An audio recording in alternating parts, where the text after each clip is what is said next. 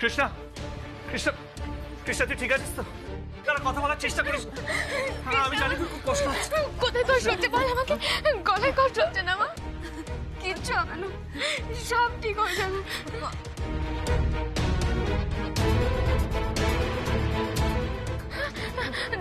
না না মা, কথা বলতে হবে না, তুই ইশারা করে বল, দেখ আমরা ঠিক বুঝতে পারবো। তুই ইশারা করে বল।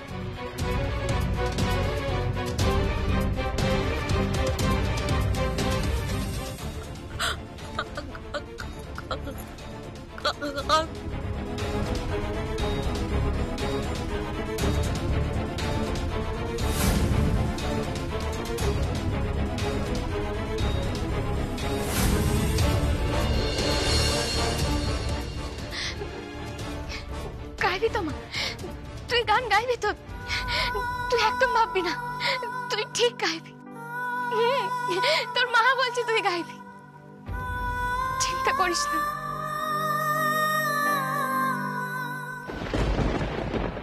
কি আশ্চর্যের কথা বলুন তো বেয়ান। হ্যাঁ, যেতে চাইলে বলবে বয়স হয়েছে নিয়ে যাব না। হ্যাঁ, বাড়িতে লোক দুটো যে রয়েছে তাতে চিন্তা হয় না? কোনোদিন ভাবে না এসব এরা। আচ্ছা আচ্ছা, অত উতলা হবে না, আপনি একটু চুপটি করে বসুন। আমাদের নাতনির কোনো ক্ষতি হবে না। কৃষ্ণ আছে, কৃষ্ণ আছেন। দেখলেন না কি সুন্দর, কি সুন্দর ভাবে কৃষ্ণা নিজের হাতে সবকিছুকে মিলিয়ে দিল। শ্যামাকে ফিরিয়ে আনলো, শ্যামার সবকিছু মনে পড়লো। না না দিদি, ঠাকুর এত বড় নিষ্ঠুর হতে পারে না, হতে পারে না এত বড় নিষ্ঠুর। জানি না, ঠাকুরের মতিগতি বুঝতে পারি না। আমার কপালে তো কোনোদিনই উনি শান্তি লেখেননি। যে আমাদের সঙ্গে যা হয়েছে হয়েছে। কৃষ্ণা একটা বাচ্চা মেয়ে, জীবনটা সবে শুরু করেছে। ওর জীবনে কেন এরকম হবে? ওর তো এখন সুন্দরভাবে বেঁচে থাকার বয়স। জীবনটাকে সুন্দরভাবে চালিয়ে নিয়ে যাবে, গান গাইবে। গান ওর স্বপ্ন, গান ওর ধর্ম, গানই তোর জীবন, ওর মায়ের মতন। হ্যাঁ, সেখানেও দেখুন কত প্রতিকূলতা, কত বাধা। কেন হবে এরকম? ঠাকুর বলতে পারেন না একবারটি যে এরকমটা হবে না? কই বলেন না তো। হবে না দিদি, হবে না। কৃষ্ণা তো শ্যামারই মেয়ে। শ্যামা এই গানের জন্য কম কষ্ট করেছে সেই ছেলেবেলা থেকে। এই গান আর সংসার, এই দুটোতেই তো নিজেকে বিলিয়ে দিয়েছিল। বেয়ান, ও কথা শুনলে না আমার নিজেকে বড় ছোট মনে হয়। না না না না, দেখুন না, ওই রুকু সে তো আমারই বোন। রুকুর মেয়ে রাধারানী সেও তো আমারই আপনার লোক, তাই তো? এই আমার আপনজনেরা শ্যামার উপর কম নির্যাতন তো করেনি, বলুন করেনি তো? হ্যাঁ, কিন্তু আসার কথা এই যে শ্যামা হেরে যায়নি, লড়াই করেছে, সংগ্রাম করেছে, টিকে থেকেছে। শুধু টিকে থাকেনি, প্রতিষ্ঠা পেয়েছে গানের জগতে। হ্যাঁ, কি আর করা বলুন, তখন আমাদের সংসারে অভাব আর অভাব। ওইটুকু মেয়ে সে সব কিছু মুখ বুঝে করে গেছে। না না না না বেয়ান, না না, আমি আপনাকে কষ্ট দেওয়ার জন্য কথাগুলো বলিনি। আসলে সংসার টেনেছে সে তো ভালোই, গর্বের কথা, আনন্দের কথা। ঠিকই তো, একটা মেয়ে নিজের পায়ে দাঁড়িয়ে নিজের বাবা মাকে চালিয়ে নিয়ে যেতে পারে। সে কজন পারে? কটা মেয়ে পারে? শ্যামা তো কম কষ্ট পায়নি। কিন্তু আমার প্রশ্ন হলো, ঈশ্বর কৃষ্ণার জীবনটাও কেন কেন এইভাবে শুরু করলেন? দেখুন, জন্মে স্তক, কোথায় আমাদের থেকে দূরে এসে এই বেনারসে গিয়ে বড় হলো। হ্যাঁ, ওর তো ওইভাবে বড় হওয়ার কথা। ও নিখিল চৌধুরীর মেয়ে। হ্যাঁ, চৌধুরী পরিবারের মেয়ে, কৃষ্ণকলির মেয়ে, কোথায় রাজকন্যের মতন বড় হবে? ঠিক আছে, সে না মেনে নিল, ফিরে এলো আমাদের কাছে, ফিরে এলো। এখন তো ভালোভাবে বাঁচবে। এখন কেন কেন ওর সঙ্গে এইসব ঘটবে? এখন তো ওর হাসিতে মুক্ত ঝরার কথা, তা না রক্ত ঝরছে কেন? সত্যি এই প্রশ্নের উত্তরটা যদি জানা থাকতো তাহলে আমি বেঁচে যেতাম দিদি। কৃষ্ণা, এখন আর কথা বলিস না দিদি ভাই। ডাক্তারবাবু তোকে কথা বলতে বারণ করেছেন।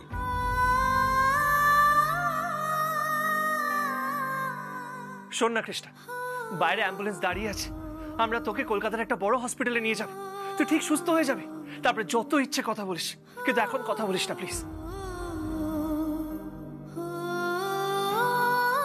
শুনলি তোর বাবা কি বললো? তোর কিচ্ছু হতে দেব না, তোর মা বাবা আছে না তোর পাশে, কিচ্ছু হতে দেব না আমরা। তুই তুই কথা বলিস না তো, তুই শুধু চুপ করে থাক কেমন? জানিস তো ডাক্তারবাবু বলেন তুই নাকি কি কেমিক্যাল খেয়ে ফেলেছিলি জল বা খাবারের সঙ্গে।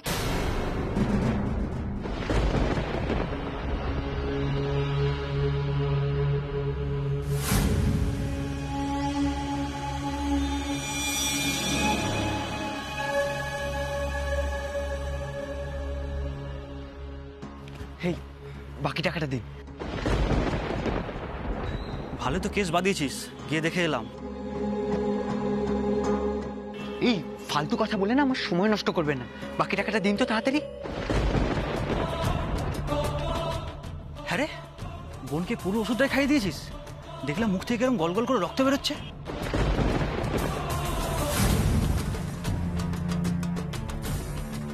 ও মাই গড, এটা গোপালের কাণ্ড।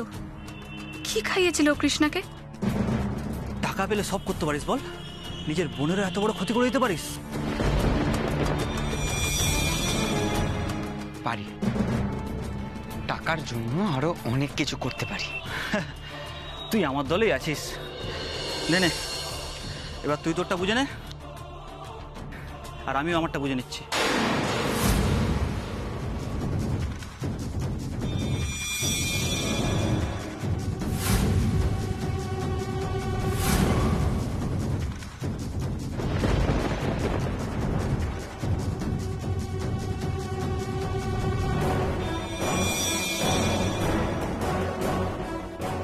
কাল থেকে তুই আমাকে চিনিস না, আমিও তোকে চিনি না। যা এবার পালা।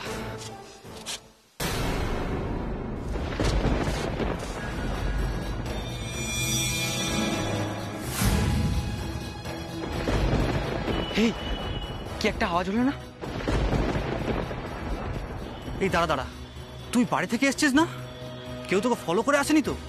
ধর, সবাই তো ওই কৃষ্ণাকে নিয়ে হাসপাতালে গেছে, বাড়িতে সেরকম তো কেউ নেই। তাও সাবধানের মার নেই। যা ভাগ এখান থেকে, পালা, আমিও চললাম।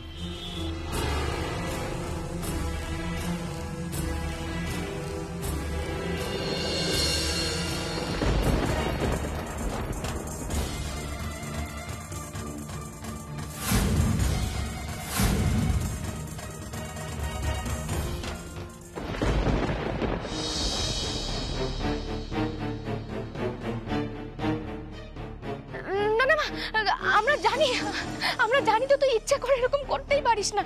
তুই তো কত বুদ্ধিমতী, তাই না? আমার কত ভালো মেয়ে, তুই এরকম করতেই পারিস না। ঠিক হয়ে যাবে তুই, তাই না ছোট কথা? বলো না।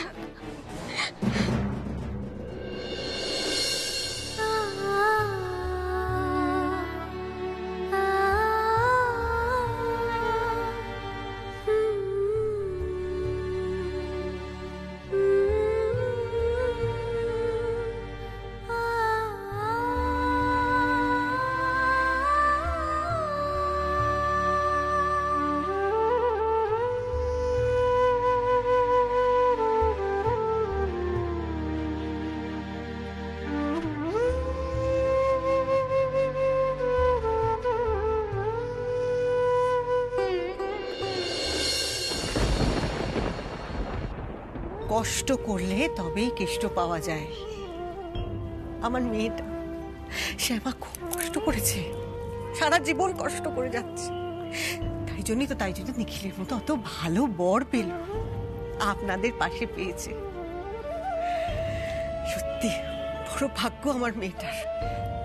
একদিন দেখবেন দিদি, সারা সারা জগৎ আমাদের নাতনির কদর করবে। গান গেয়ে ওর অনেক। ঠাম্মি,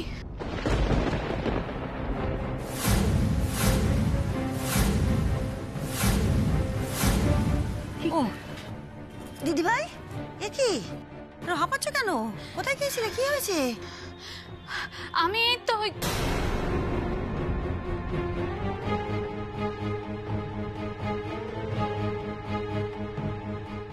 বলে দেব, বললে গোপাল জব্দ হবে। না থাক, ওই দেখুন। হ্যাঁ, আমি তো ওই কি থেমে গেলে কেন? বলো কি হয়েছে, কোথায় গিয়েছিলে? না না কিছু না, আমি তো একটু হাঁটতে গিয়েছিলাম। হাঁটতে গিয়েছিলাম? হাঁটলে বুঝি লোকে এরকম হাঁপায়? হ্যাঁ, দৌড়চ্ছিলে, বলো কি হয়েছে আমাকে বলো দেখিনি। হ্যাঁ, ও মুন্নি দিদি ভাই, একটু জল এনে দি। হ্যাঁ, একটু জল এনে, জল খাও, না জল না খাও। না ঠাম্মি, আসলে বাইরে তো খুব অন্ধকার, ঝোপের মধ্যে দিয়ে কি একটা সরে গেল, তাই খুব ভয় পেয়ে গেছিলাম। হ্যাঁ, সব কি কথা? শোনো শোনো শোনো দিদি ভাই, একা একা কোথাও যেও না। এই দেখো গ্রামের রাস্তা, অন্ধকার রাস্তা, কোথায় কি বিপদ লুকিয়ে আছে কে বলতে পারে? দেখলে তো ছোট বোনটার কি হলো, কি হয়ে গেল, সর্বনেশে কাণ্ড। কে জানে বাবু কি খেয়েছে, কি যে করেছে কিছুই বুঝতে পারছি না। নইলে ওইটুকু বাচ্চা মেয়ের মুখ দিয়ে ওরকম ভাবে রক্ত মাগো, ভাবলি কেমন? বেয়ান অত চিন্তা করবেন না, কৃষ্ণ আছে, কৃষ্ণ সব ঠিক করে দেবে, চিন্তা করবেন না। আমি সবটা জানি ঠাম্মি, কিন্তু তোমাদের এখন বলে দিলে যে আমার কাজটা হবে না। এই গোপাল টাকার জন্য সব কিছু করতে পারে। দেখতে ক্যাবলা হলে কি হবে, কাজের ছেলে, ওকেই আমার দরকার হবে।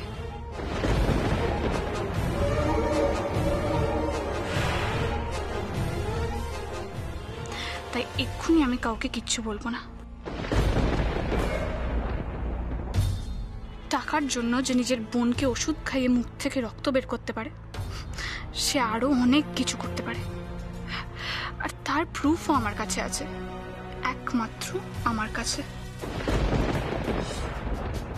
কৃষ্ণার আদরের দাদা ভাই এবার থেকে আমার হাতের পুতুলের মতন কাজ করবে।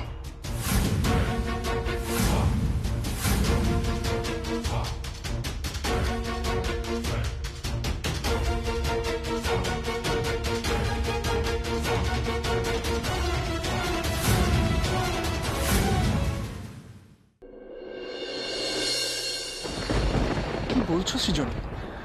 কৃষ্ণার এত বড় একটা অ্যাক্সিডেন্ট হয়ে গেল, তুমি আমায় আগে জানাবে তো? কৃষ্ণার অ্যাক্সিডেন্ট হয়েছে যে না এত উতলা, বাবা আমার কিছু হলেও কি এমনই করবে? না না, আসলে ঘটনাটা ঘটার পর সবাই এত বিজি হয়ে গেছিল তো, তাই আর কি। আচ্ছা, ওকে কি হসপিটালে নিয়ে যাওয়া হয়েছে? হ্যাঁ, ওকে হসপিটালে নিয়ে যাওয়া হয়েছে, জেঠুমনি, পাপা, কাম্মা সবাই গেছে। আচ্ছা সৃজনী, আমায় বলো তো এক্স্যাক্টলি কি হয়েছে? মানে আজকে তোমাদের বাড়িতে তো একটা বিয়ে ছিল, তাই না? হ্যাঁ, পাপা আর কাম্মার বিয়ে ছিল। বিয়ের পর কৃষ্ণার একটা গানের প্রোগ্রাম ছিল, সে গান গাইতে গাইতে ওর মুখ থেকে রক্ত উঠে যায়। ও মাই গড সৃজনী, মানে এটা কেন হয়েছে? ডক্টর কিছু বলেছে? ডায়াগনোসিসটা কি? মানে হ্যাঁ, জেঠুমনি ফোন করে জানিয়েছে, ডক্টর বলেছে নাকি কি একটা কেমিক্যাল খেয়ে ফেলেছে, তার জন্য এরকম হয়েছে। কেমিক্যাল? কিভাবে? মানে কিভাবে তো বলতে পারবো না, বাট খেয়ে ফেলেছে। আচ্ছা সৃজনী, do one thing, give me the address, right? মানে কোন হসপিটালে এখন আছে? কেন, তুমি জেনে কি করবে? না মানে সৃজনী, সেরকম হলে আমি চলে আসবো। না না, তার কোনো দরকার নেই, আমরা সবাই তো এখানেই আছি। তুমি এত কাজের মধ্যে বিজি থাকো, আমি না হয় তোমাকে ফোনেই সবটা জানিয়ে দেবো। সৃজনী, তুমি কেন বুঝতে পারছো না? আজ ধরো তোমার সাথে এই ইনসিডেন্টটা হতো, এরকম একটা আমি খবর পেতাম, তাহলে কি আমি যেতাম না?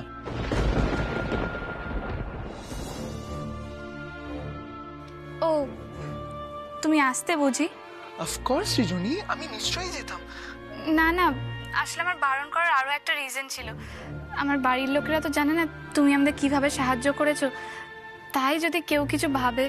সৃজনী, আমি তোমাদের আনন্দের দিনে তোমাদের বাড়িতে গেছি, কেউ কোনো প্রশ্ন করেনি। আর আজকে এরকম একটা দিনে যেখানে একটা মেডিকেল ক্রাইসিস হচ্ছে, তোমাদের দুঃখের দিনে আমি গিয়ে পাশে দাঁড়ালে কেউ কেন কোনো প্রশ্ন করবে? আমি তোমাদের বন্ধু, সেটাই কি যথেষ্ট পরিচয় নয়? আমি তাহলে রেডি হয়ে থাকছি, তুমি আমাকে ফোন করলেই আমি চলে আসবো। এখন রাখছি। ঠিক আছে, বাই।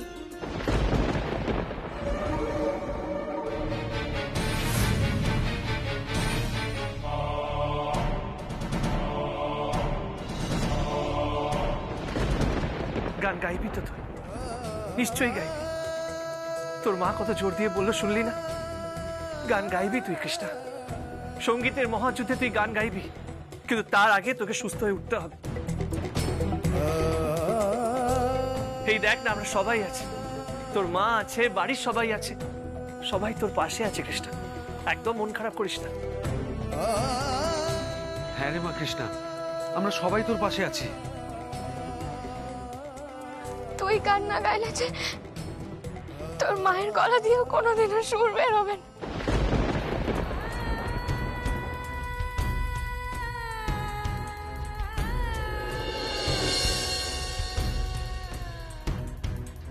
কৃষ্ণা, এত দূর থেকে চোখে স্বপ্ন নিয়ে তুই এখানে গান গাইতে এসেছিলিস।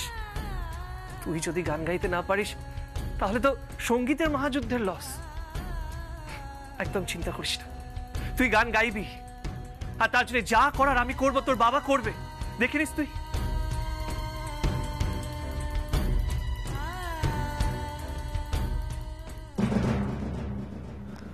কি ব্যাপার অনিবেটা? আরে এত হন্তদন্ত হয়ে তুমি কোথায় চললে? Any good news? না দিদুন, গুড নিউজ তো নয়, বরং একেবারে ব্যাড নিউজ।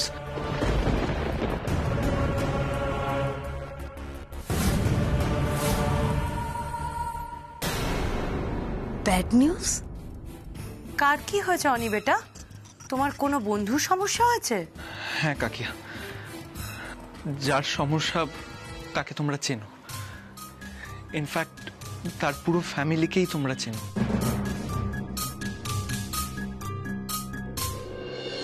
কার কথা বলছো অনিবেটা? কে বলো তো? কৃষ্ণার।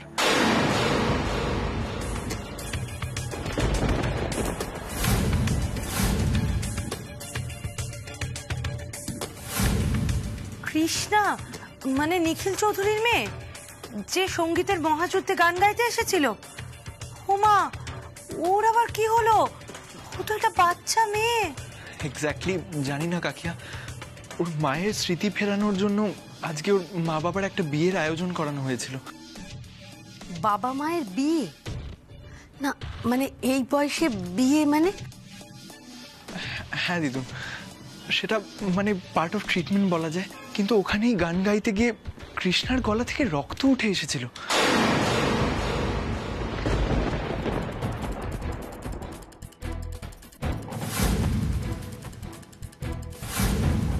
ও মাই গড, রক্ত! তাহলে এবার ও গান গাইবে কি করে? হ্যাঁ হ্যাঁ, জানো আনি, আমাদের রায় ডার্লিং এর মতো নয়, কিন্তু মোটামুটি ভালোই গানটা গাইতো। তাহলে তো আর গান গাইতে পারবে না বলে মনে হচ্ছে।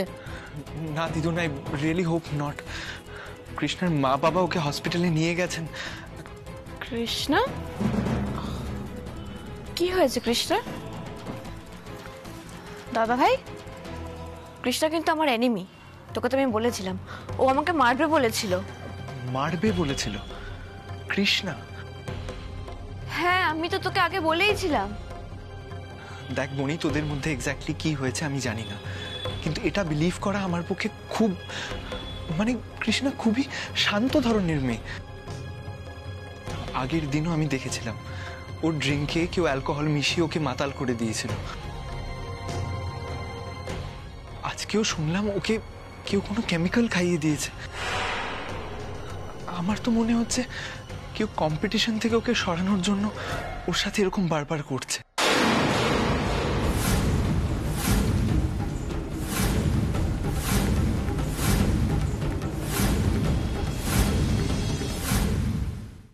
উমা, অনিবেটা, এটা তুমি কি কথা বলছো? তাছাড়া আমি তো শুনেছিলাম ওখানে খুব ফেয়ার কম্পিটিশন, সেখানে এসব কি করে সম্ভব? কাকি, আই ডোন্ট নো, বাট হতেই পারে কোনো প্রভাবশালী কোনো কম্পিটিটর ওকে কম্পিটিশন থেকে সরিয়ে দিতে চাইছে।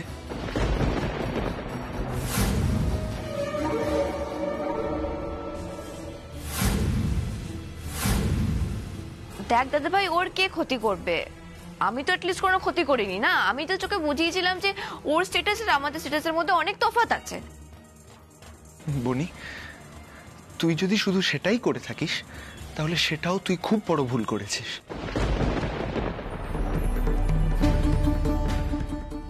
স্টেটাস দিয়ে, টাকা পয়সা দিয়ে ট্যালেন্টের বিচার হয় না বনি। গানের গলা তো ঈশ্বরের দান।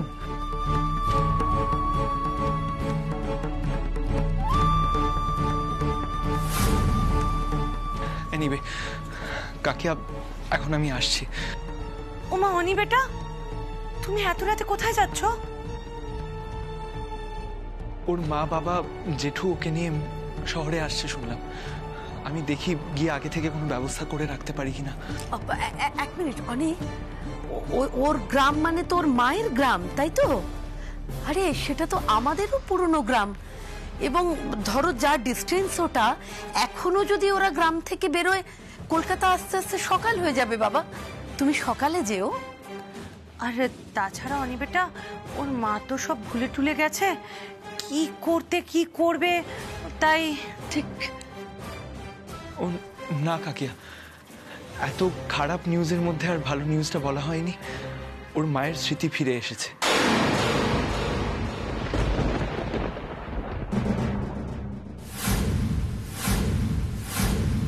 নিখিল, আর কিন্তু দেরি করা ঠিক হবে না। ওদিকে ডক্টর মৈত্র অপেক্ষা করছেন, এক্ষুনি বেরিয়ে পড়া উচিত। আপনি ঠিক বলেছেন মেসোমশাই, আমি গিয়ে ডিসচার্জ সার্টিফিকেটটা আনছি। হ্যাঁ যা তো বাবা। কৃষ্ণা, তোকে তো বলছি মা, কথা বলিস না, একটু চুপ করে থাক না।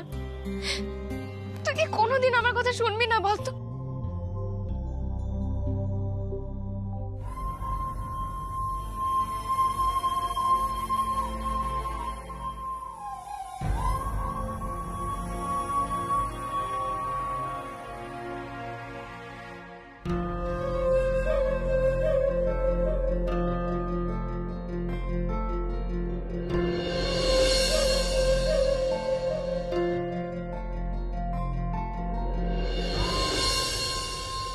আস্তে আস্তে উঠে বস, তো জেঠু আসলেই আমরা বেরিয়ে যাব। ওঠ, আস্তে আস্তে। মা আস্তে আস্তে ধর, আমাকে ধর।